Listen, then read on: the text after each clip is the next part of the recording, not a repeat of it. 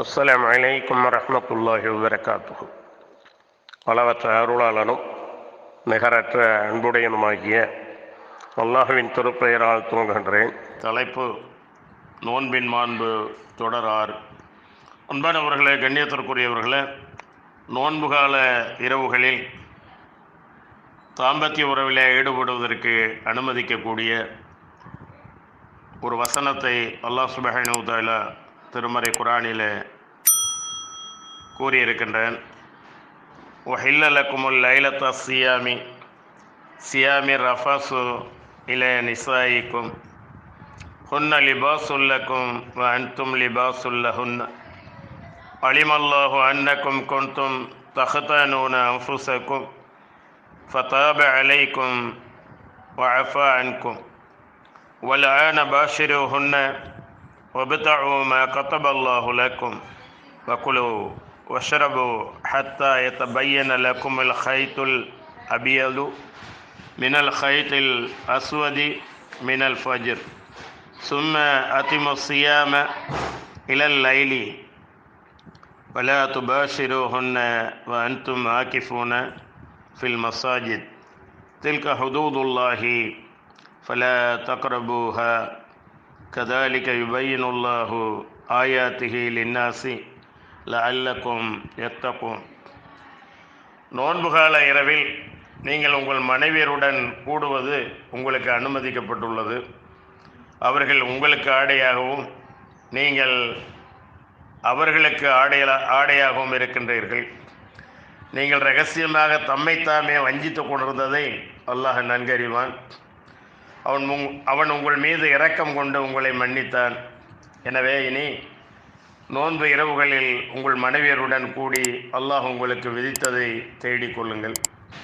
இன்னும் ஃபஜ்ர் அதிகாலை நேரம் என்ற வெள்ளை நூல் இரவு என்ற கருப்புணையிலிருந்து தெளிவாக தெரியும் வரை உண்ணுங்கள், பருகுங்கள். பின்னர் இரவு வரும் வரை நோன்பை பூர்த்தி செய்யுங்கள். இன்னும் நீங்கள் பள்ளிவாசலில் தனித்த இழைத்திகாபில் இருக்கும்போது உங்கள் மனைவியருடன் கூடாதீர்கள். இவையே அல்லாஹ் விதித்த வரம்புகளாகும். அந்த வரம்புகளை தாண்ட முற்படாதீர்கள். இவ்வாறே கட்டுப்பாடுடன் தங்களை காத்து பயபக்தியுடையோர் ஆவதற்காக அல்லாஹ் தன்னுடைய சான்றுகளை இவ்வாறு தெளிவாக்குகின்றான். 2வது அத்தியாயத்தின் 187வது வசனம். நோன்புகால இரவுகளில் எப்படி நோன்புகால பகல்களில் மனைவியருடன் தாம்பத்திய உறவில் ஈடுபடாமல் இருந்தார்களோ அதுபோலவே இரவுகளிலும் தங்களை தாங்களே வஞ்சித்து கொண்டிருந்ததை அல்லாஹ் சுப்ஹானஹு வ தஆலா சுட்டி காட்டி, அவ்வாறு நீங்கள் இருக்க வேண்டாம், அது உங்களுக்கு அனுமதிக்கப்பட்டது தான், ஹலாலானது தான், அல்லாஹ் விதித்ததை இந்த உறவின் மூலமாக நீங்கள் பெற்றுக்கொள்ளுங்கள் என்று அல்லாஹ் கூறுகின்றான். சஹல் பின் சாத் ரலியல்லாஹு அன்ஹு அவர்கள் கூறியதாவது, கருப்பு கயிற்றிலிருந்து வெள்ளை கயிறு உங்களுக்கு தென்பட வரை நீங்கள் உண்ணுங்கள், பருகுங்கள் என்னும் இந்த 2வது அத்தியாயத்தின் 187வது வசனம் அருள பெற்ற போது, ஒருவர் வெள்ளை கயிறு ஒன்றையும் கருப்பு கயிறு ஒன்றையும் எடுத்து வைத்து கொண்டு அவை இரண்டும் பார்வைக்கு தெளிவாக புலப்படும் வரை சஹர் உணவு சாப்பிட்டு கொண்டிருப்பார். அதன் பின்னர் அல்லாஹ் மினல் ஃபஜ்ர் விடியலின் என்னும் சொல்லை சேர்த்து அருளி அவ்வசனத்தை தெளிவுபடுத்தினார். கருப்பு நூலிலிருந்து வெள்ளை நூல் என்றால் கருப்பு நூல் என்பதை இரவாகவும் வெள்ளை நூலை நிலம் அந்த புலர்கின்ற பொழுதாகவும் ஃபஜ்ருடைய பொழுதாகவும் அல்லாஹ் உமையாக சொன்னான். ஆனால் சஹாபாக்கள் சிலர் உண்மையிலேயே கருப்பு கயிறையும் வெள்ளை கயிறையும் எடுத்து வைத்து அது தெளிவாக தெரியும் வரை உண்டு கொண்டிருந்தார்கள். அப்பொழுது இந்த வசனத்தோடு மினல் ஃபஜ்ர் விடியலின் என்ற சொல்லையும் அல்லாஹ் சேர்த்து அருளினான். சஹீஹ் முஸ்லிமில் இது 1989வது ஹதீஸாக பதிவு செய்யப்பட்டிருக்கு. அன்பானவர்களே, கண்ணியத்திற்குரியவர்களே, அல்லாஹ்வின் தூதர் ஸல்லல்லாஹு அலைஹி வஸல்லம் அவர்கள் கூறினார்கள், நோன்பு திறப்பதை விரைவுபடுத்தும் காலமெல்லாம் மக்கள் நன்மையில் நிலைத்திருப்பார்கள். இதை சஹல் பின் சாத் ரலியல்லாஹு அன்ஹு அவர்கள் அறிவிக்கின்றார்கள். இச்செய்தி சஹீஹ் முஸ்லிமில் 2003வது ஹதீஸாக வந்திருக்கிறது.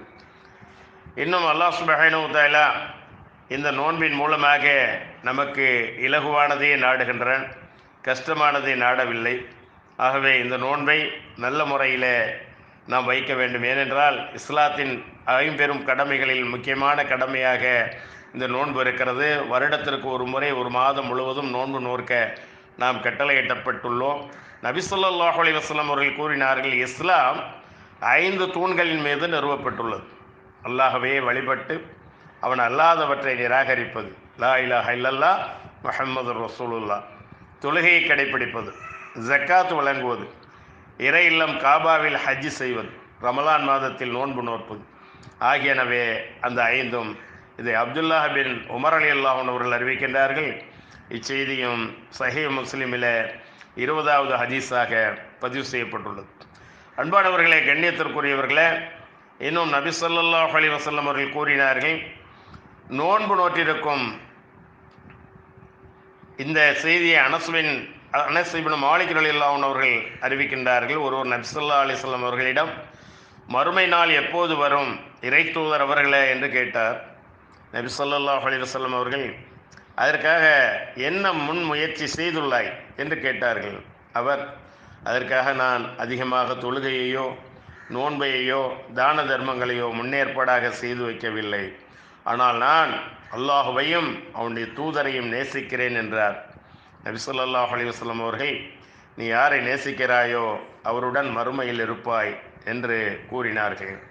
இச்செய்தி சஹீஹுல் புகாரியில் 6171வது ஹதீஸாக பதிவு செய்யப்பட்டிருக்கிறது.